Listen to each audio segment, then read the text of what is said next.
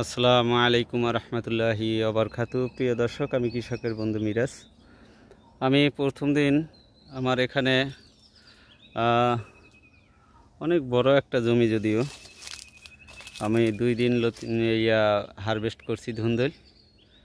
তো প্রথম দিন 5 কেজি ধুন্দুল কাটছিলাম আর 300 গ্রাম ধুন্দুল খাবার নিয়েছিলাম। তো প্রিয় দর্শক, আজকে দেখাবো আপনাদেরকে যে ধুন্দুল কিভাবে আসলে আমাদের গাছে ধরছে। আর আজকে আমি 70 কেজি ধুন্দুল কাটছি। আমি যদি একটু আপনাদেরকে দেখাই, দেখেন ধুন্দুলগুলো মাশাআল্লাহ। আমি যদি একটু জুম করে দেখাই, আর ভিতরে শুধু ধুন্দুল, আপনারা একটু দেখুন যে প্রচুর ধুন্দুল কিন্তু ধরে আছে।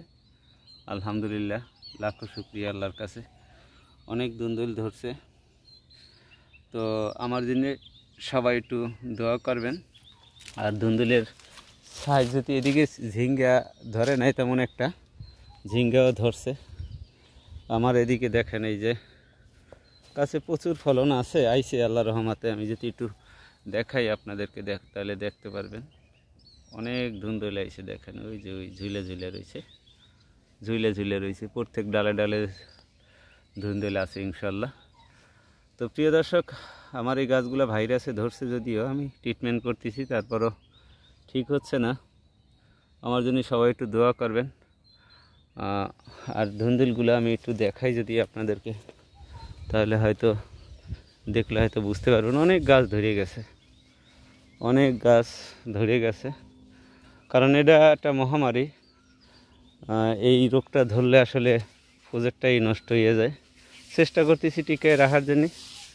আর যে ধুন্দুলগুলা, এই যে দেখেন ধুন্দুল আমি কাইটে সুন্দর করে এই যে সিস্টেম করে রাখছি,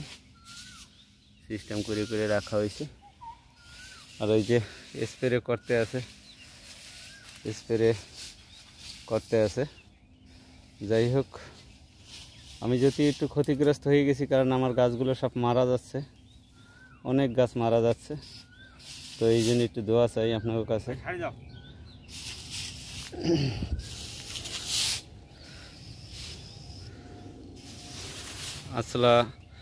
তো আজকের মতো এখানেই, মনটা খারাপ।